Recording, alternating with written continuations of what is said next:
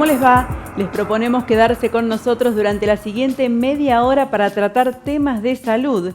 Y comenzamos ya mismo junto al doctor Mariano Paoletti, médico hematólogo, quien nos va a hablar acerca de un tema muy actual, la trombosis post-COVID. Hola Natalia, ¿cómo andás? Qué gusto estar de vuelta con ustedes. Bueno, vos sabés que desde diciembre del 2019, cuando comienza la pandemia, ya los primeros reportes chinos comenzaron a mostrar una relación entre el COVID y la trombosis. La trombosis, como todos sabemos, los coágulos que pueden presentarse dentro de la circulación, ya sea arterial o venosa, y que traen múltiples complicaciones, siendo una de las causas de morbimortalidad más importantes en la población general. Pero esta relación que descubren los chinos inicialmente ya se había visto hasta con el SARS-CoV-1, enfermedad que no había logrado ser una pandemia, por suerte, y que había mostrado una relación en cuanto a la activación de la coagulación con la infección por esta enfermedad. Esto mismo con el SARS-CoV-1 se vio con el SARS-CoV-2, el COVID-19 que todos conocemos, y se vieron múltiples complicaciones desde un comienzo. Esto fue seguido posteriormente por múltiples publicaciones, incluso trabajos que han presentado grupos de distintos países, franceses, brasileros, alemanes, que reportaron casi un 50% de casos de trombosis en pacientes que habían fallecido. Incluso se reportó en este grupo de pacientes que aún en pacientes que se desconocía la causa por la cual habían fallecido, las trombosis, sobre todo a nivel respiratorio, eran un tercio de los casos. Eso nos fue marcando la magnitud de este problema, que todo el grupo médico, hoy por hoy, ya creemos que transitando las últimas etapas de esta pandemia, en aquel momento estábamos desconcertados y buscábamos alternativas terapéuticas que nos pudieran brindar seguridad a la hora de tratar estos pacientes. Nosotros fuimos recogiendo las recomendaciones de los grupos internacionales que nos fueron brindando herramientas para tratar los pacientes en las diferentes etapas. Inicialmente aquellos que eran los más graves, que eran los que se internaban, descubriendo que de las internaciones generales entre un 7 y un 10% cursaban con alguna forma de trombosis, principalmente respiratorias, pero también en otros sitios de la economía corporal. Y los pacientes más graves, los que transitaban la terapia intensiva, casi llegaban a un cuarto de los casos los que sufrían episodios trombóticos graves.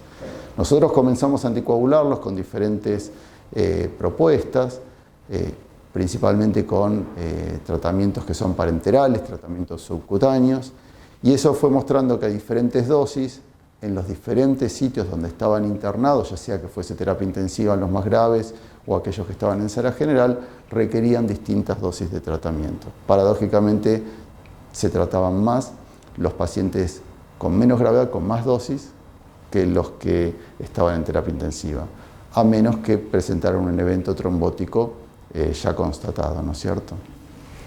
Esto nos llevó también a otras preguntas. Ese paciente que había estado internado, ¿debía seguir cuidándose una vez que se retiraba a su domicilio? No teníamos información, realmente los tratamientos que se aplicaron en esta etapa fueron distintos, pero fuimos tratando de extrapolar otras situaciones clínicas de alto riesgo de trombosis y fuimos dándole tratamiento con muchas herramientas que por suerte hoy por hoy contamos. La tecnología médica en lo que es anticoagulación ha crecido muchísimo en los últimos 10 años y podíamos brindar ya sea medicación que fuera en inyecciones, que era un poco más dificultoso para la población general, como en comprimidos. Esto que nosotros fuimos aplicando fue lo que finalmente se fue constatando que era lo que había que hacer, y ya las últimas recomendaciones del último año nos indicaban que los pacientes que se iban de alta, cuando tenían ciertas características, debían sin ningún lugar a dudas seguir anticoagulados. Con dosis más bajas que aquellos que tenían diagnóstico de trombosis, pero que tenían que seguir con alguna forma de anticoagulación. Quiere decir que la trombosis continuó en el tiempo, no es que se detuvo una vez que desapareció el COVID. Lo que continúa es una predisposición marcada a tener un evento trombótico. El virus del SARS-CoV-2 activa la coagulación por diferentes medios. Por un lado, activa las pequeñas celulitas, que en realidad son fragmentos celulares, que son las plaquetas, que son las células de la coagulación, podríamos llegar a decir. Y esto ya estaba claramente demostrado por este virus y su antecesor, que activaba estas plaquetas. Por otro lado, generaba una activación de lo que son las proteínas de la coagulación, los factores de la coagulación, generando una cascada en la cual la coagulación estaba completamente incendiada, activada, tenía todos los elementos para formar un trombo. Por otro lado, dañaba la protección que tienen nuestras arterias y nuestras venas, ese endotelio, que es como la cobertura, ¿no es cierto?, de un caño que si está roto, tiende a coagularse, por supuesto, porque el organismo tiende a reparar este vaso que está dañado. Y como si esto fuera poco, se desencadenaba lo que se llama una microangiopatía, que es un proceso en el cual en forma exagerada se producen trombosis en la pequeña circulación. Y esto fundamentalmente a nivel pulmonar, lo cual lo hacía extremadamente selectivo y generaba estos episodios de trombosis pulmonar o tromboembolismo pulmonar, pero más que nada trombosis en el pulmón puro. Y eso generaba y colaboraba con el cuadro de insuficiencia respiratoria, con el cuadro de falta de capacidad de oxigenar que el pulmón tenía, sumado a la neumonía que el COVID-19, que la enfermedad COVID-19 le estaba proporcionando.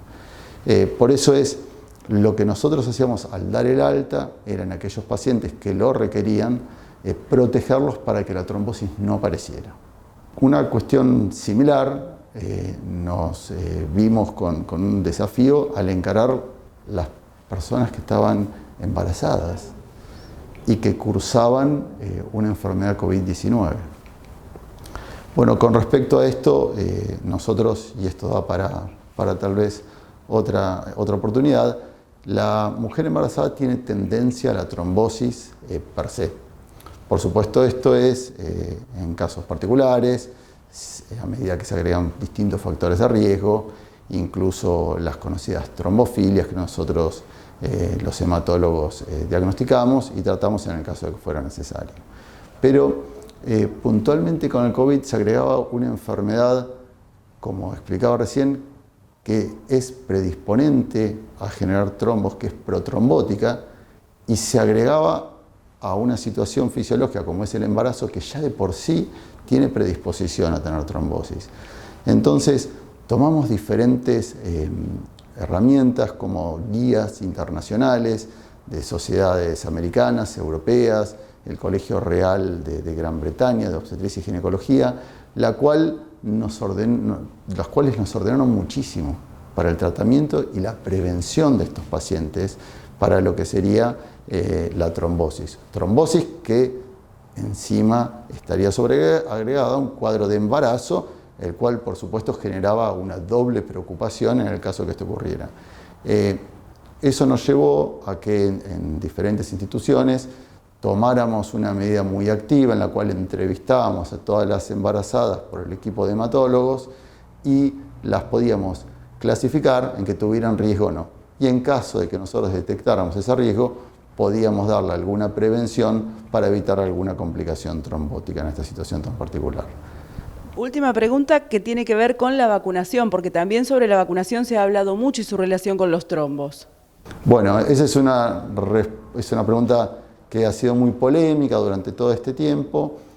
Se ha detectado una débil asociación entre episodios trombóticos y la vacunación. Alguna vacuna más que otra ha sido relacionada. Hay un cuadro que se conoce como trombosis y trombocitopenia inducida por vacunas. Estamos hablando de cifras que rondan un caso cada 100.000 habitantes. Como nosotros sabemos, esos se conocen como eventos adversos muy poco frecuentes que ocurren en prácticamente cualquier intervención médica. Y un poco como conclusión, y a esta altura de ya tener 2 años de evolución de la pandemia y ya un tiempo prolongado de aplicar vacunas, las recomendaciones internacionales, lo que nos están diciendo, lo que nos están aconsejando es vacunemos, Estos mínimos eventos adversos, me refiero en cuanto a estadística, ¿no es cierto?, no deberían llevar a una conducta de abstención bajo ninguna circunstancia. La recomendación claramente justifica vacunar a la población general y, como una recomendación particular, si alguna persona tuviese dudas porque tiene alguna circunstancia personal de salud que le genere algún tipo de dudas, lo ideal es consultar con su médico de cabecera y que le pueda dar alguna recomendación puntual para casos espectaculares. La realidad es que la recomendación es la vacunación y el Ministerio de Salud todo esto lo ha manejado de una manera excelente y esto nos ha llevado a la situación epidemiológica que tenemos hoy, la cual es muy diferente a la que teníamos meses atrás. Te recordamos que podés seguirnos en Instagram para poder ver el material que habitualmente subimos. Allí nos encontrás como hablemosdesalud.tv. Festejamos junto a vos 68 años al servicio de la comunidad. Gracias por elegirnos. Clínica 25 de Mayo, donde vos estás. Sandra Alonso, licenciada en psicopedagogía, entrenamiento mental para adultos y adultos mayores, trastornos y dificultades específicas del aprendizaje, trastornos del espectro autista. Teléfono 223-576-7858. Unidad de Cardiología Clínica, Doppler Color, Ecoestrés, Holter, Rehabilitación del Cardiópata, Ergometría Digital, TIL Test, Mapa, Prequirúrgicos a Demanda, Cardiología Infantil, 491-0024. Vos ya nos conocés.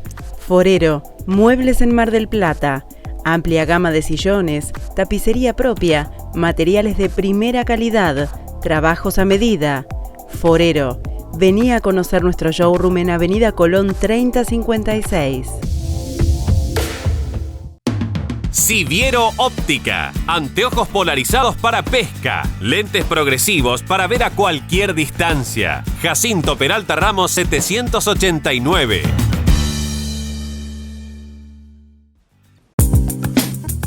Próximamente se celebrará el Día Mundial de la Salud y considerando al arte como expresión saludable, el Instituto Radiológico está preparando la 5ª edición de Vení a pintar con Felipe Jiménez, un taller para niños de entre 5 y 12 años.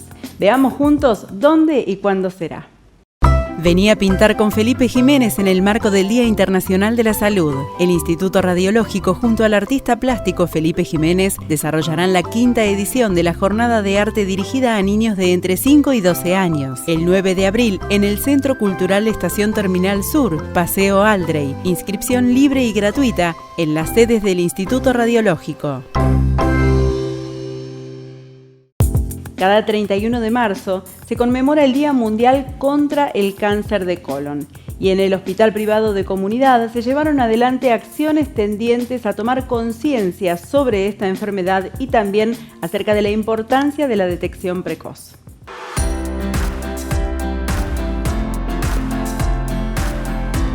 Hoy es un día muy importante. Es el Día Mundial de Concientización de la Prevención y Detección del Cáncer Precoz Colorectal. Por eso es muy importante que nosotros nos dediquemos a hacer docencia, a instruir a la gente y sobre todo a quitarle el miedo en la prevención, sobre todo que es un cáncer absolutamente curable si se detecta precozmente. Y es uno de los pocos cánceres que son prevenibles. ¿Por qué? Porque tienen una lesión precancerosa que es el pólipo. Es muy importante que la gente se concientice, que los médicos ejerzamos docencia, que expliquemos, porque lamentablemente la realidad hoy en nuestro país y en muchos otros es que la población que tendría que ya iniciar la prevención, los estudios preventivos, lamentablemente el 5% los hacen. Fíjense todo el resto que no lo hace, sobre todo también porque creo que ha influido de manera negativa la pandemia. Hoy las enfermedades no infecciosas transmisibles, donde el cáncer forma parte de ellas, tienen una serie de factores comunes, como son fundamentalmente la calidad de vida. Y por eso esta pandemia que estamos viviendo ha influido negativamente, porque lamentablemente ha retrasado la detección precoz del cáncer, los estudios oportunos, y lamentablemente estamos viendo cánceres ya avanzados, sobre todo en más del 65% hoy, los cánceres de colorectales se encuentran en estados avanzados. Que eso quita enormemente posibilidades terapéuticas y el pronóstico pasa a ser mucho más difícil. ¿Hay algún síntoma que pueda servirnos como signo de alarma para venir a la consulta? Sí, en este tema hay síntomas y signos que suelen generar, que son cardinales, que suelen generar mucha alarma, que es el caso de la evacuación intestinal con sangre, la hemorragia digestiva baja, generalmente es escasa. Los otros son los dolores. Otro tema más inespecífico son los trastornos en el ritmo evacuatorio. Pero generalmente acá lo que tenemos, y esto es lo que tenemos que insistir, fundamentalmente, no esperar que el cuerpo, escuchar al cuerpo. Hoy el cáncer es algo silente durante muchos años, sobre todo porque su precursor son los pólipos y permanecen asintomáticos los pacientes, y a veces incluso las pequeñas pérdidas de sangre generan en el paciente, minimiza ese hallazgo y a lo mejor se lo atribuye a la existencia de hemorroides o de alguna fisura anal o alguna otra razón, incluso divertículos. Tampoco alarmarnos cuando hay pérdidas de sangre, sí consultar al especialista. Ahí está la clave. Pero ya cuando el paciente tiene más de 50 años y no tiene antecedentes importantes familiares relacionados con cánceres o pólipos, es importante que ya empiece a hacer los estudios de pesquisa. La pesquisa, o sea, la prevención, estudios preventivos, y no esperar escuchar el cuerpo. Porque muchas veces cuando el cuerpo habla, sobre todo en estos momentos de inmenso estrés que se está viviendo, de una sociedad sumamente conflictiva y demandante, estos síntomas generalmente podemos estar en un escenario donde estemos llegando ya tarde y tengamos poco que ofrecerle al paciente desde el punto de vista terapéutico. Por eso insistimos en la prevención, insistimos muchísimo que los pacientes no esperen síntomas y que cuando ya tienen 50 años, a partir de esa edad, empiecen a estudiarse. ¿Qué ocurre? A veces los pacientes estos que tienen antecedentes de cáncer o de enfermedades inflamatorias o familiares o ellos mismos que son enfermos de mayor riesgo, es conveniente empezar la prevención mucho antes. Estamos hablando de una década antes, estamos hablando casi de los 40 años. En algunas oportunidades también ocurre que los pacientes, los hijos de pacientes que ya tuvieron cáncer, que a lo mejor tienen 30, 34 años o menos, vienen con la inquietud de saber cómo tienen que manejarse de ahora en más.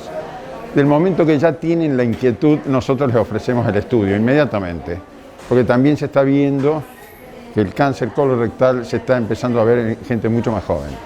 Entonces, de acuerdo a la problemática de cada familia, es la recomendación a partir de qué edad, pero ¿cada cuánto tiempo el control? Acá depende, la frecuencia o la periodicidad de nuevos estudios, uno tiene que analizar determinados hechos. Primero, la experiencia del operador es muy importante. Por otro lado, el grado de limpieza intestinal, es muy importante que el estudio se haga con el intestino absolutamente limpio. Y si ya hay pólipos, los pólipos se ven casi en el 20 a 30% de los pacientes después de los 50 años, ya empezar a vigilarlos. Hay que estudiarlos, obviamente, pero en los pacientes que no tienen ningún antecedente y que la videocolonoscopía completa, estamos hablando de videocolonoscopías de alta calidad, ¿no? Me refiero a completa, intestinos absolutamente limpios y operador experto. Generalmente recomendamos de no haber síntomas que se hagan con una periodicidad de cada 10 años. Ahora, si los síntomas aparecen o el paciente tiene antecedentes familiares de cáncer colorectal o de pólipos, generalmente esos tiempos los acortamos. Doctor, muchísimas gracias. No, nada que agradecer. Espero poder aportar con esto en aumentar un poco la tasa de pesquisa en la gente, ¿eh?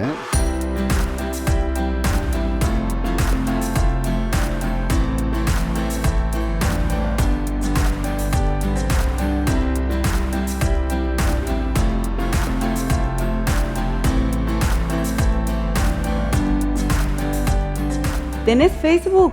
Te hago esta pregunta porque allí también están nuestros contenidos subidos para que los puedas ver y compartir con quien quieras. En esta red social nos encontrás como Hablemos de Salud. Yo amo mi trabajo, divertirme y viajar con amigos. Vos tenés planes, nosotros tenemos planes para vos. Contá con los planes de salud de HPC, pensados para cuidarte en cada etapa de tu vida. Informate sobre todos nuestros planes y coberturas en hpc.org.ar. HPC, hecho para cuidarte. Licenciado en Psicología Leonardo Pontoriero. Trastornos de la personalidad, problemáticas de pareja. Para consultas y turnos, comunícate al WhatsApp 223-536-7243. Licenciado Leonardo Pontoriero. Cirugía de nariz, orejas, aumento y reducción mamarios, lifting, cirugía de párpados, abdomen. Centro Integral de Cirugía Plástica Colón, 499-2605. En Tandil, Hotel Francia, testigo de 100 años de historia de una ciudad increíble. Avenida Colón 1580, 0249-442-3240, elhotelfrancia.com.ar.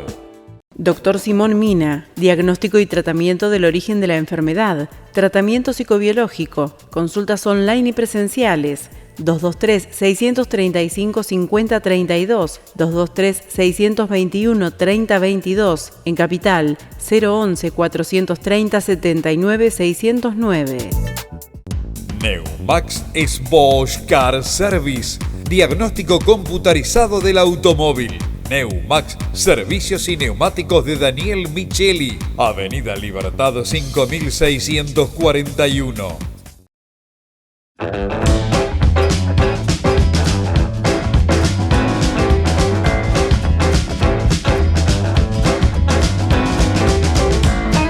Estamos en la Plaza España porque dentro de las conmemoraciones que se están llevando a cabo a lo largo del mes de marzo y que tienen que ver con el cáncer de colon, una de ellas es la que estamos presenciando, organizada por la Fundación SED y que tiene que ver con la importancia de la detección precoz del cáncer de colon. Gastón Llori, presidente de la Fundación SED, ¿por qué organizar esta correcaminata? ¿Cómo andas, Natalia? Buen día. La idea de organizar la caminata tiene que ver con concientizar para la prevención del cáncer de colon. El cáncer de colon es la segunda causa de mortalidad por cáncer en Argentina.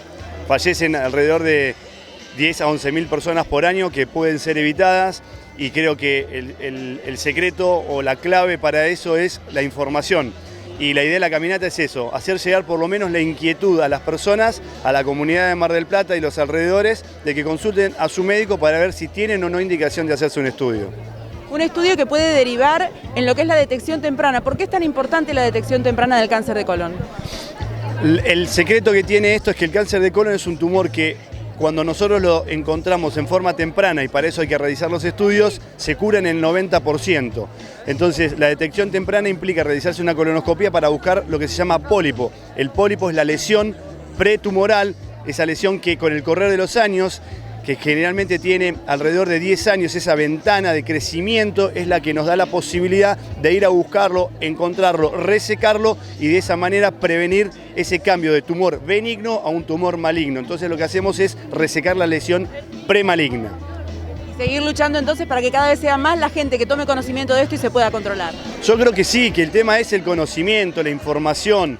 Después, la información técnica se la tiene que brindar un médico. O sea, si el paciente, la persona, porque en general lo que estamos hablando es de personas que son asintomáticas. La búsqueda de tumores que son prevenibles, como son el cáncer de próstata, la mama, el útero y el cáncer de colon, son tumores que se pueden prevenir. ¿Cómo? Buscando en personas que no tienen síntomas. La persona que tiene síntomas es que llegamos tarde. Esa persona tiene síntomas, tiene que ocurrir inmediatamente al médico. Nosotros estamos hablando de pacientes que tienen generalmente de 50 años en adelante, que sin tener ninguna sintomatología, ni algún síndrome como un síndrome anémico, deben consultar igual aunque estén asintomáticos. Muchas gracias por la nota. A ustedes por venir y espero que lo disfruten.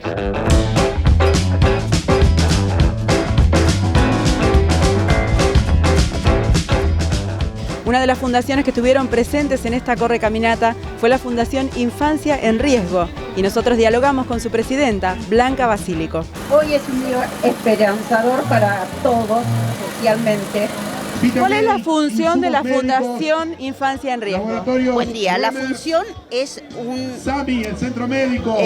un trabajo integral sobre los niños y su familia.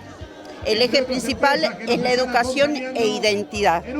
Y sobre eso se abre el abanico de toda la problemática en cual la Fundación interviene personalmente, en forma personalizada. ¿Cuáles son los barrios donde prestan su ayuda? Bueno, nuestro espacio está ubicado en el lado oeste de la ciudad y en ese sector abarca 6 barrios, pero trabajamos en todo General Pueyrredón y los batanenses y mucho más allá también. Es decir, nuestra fundación no queda solo instalada en Mar del Plata. Hacemos redes por fuera porque es a nivel nacional e internacional. Así como recibimos pasantes desde afuera, estamos abiertos a todo. ¿Cómo podemos hacer para colaborar con la Fundación? Mira, en principio revisar nuestras redes, que si bien estuvo un poco quieta, ahí van a ver todo tipo de información, porque todo tipo de acompañamiento nos viene bien. Si bien nosotros no somos una institución que hace asistencialismo, sí asistimos de una forma puntual a la familia hasta que las encaminamos. No somos de hacer asistencialismo. Entonces creemos en la herramienta del conocimiento, del trabajo y del fortalecimiento para una integración social. A ver, el camarógrafo que tome esta imagen. Ahí va, vamos, Juan. Y ahora me dice que no va, que no me quiere. Y yo te digo que si va, que por mí te muere. Momento final de Hablemos de Salud para despedirnos y agradecerles por estar siempre ahí del otro lado. Les recordamos que pueden seguir en contacto permanente con nosotros a través de las redes sociales y que por aquí, por la pantalla de Somos, el canal número 7 de Mar del Plata y la señal 525 de Flow en el resto del país, nos volveremos a encontrar la próxima semana.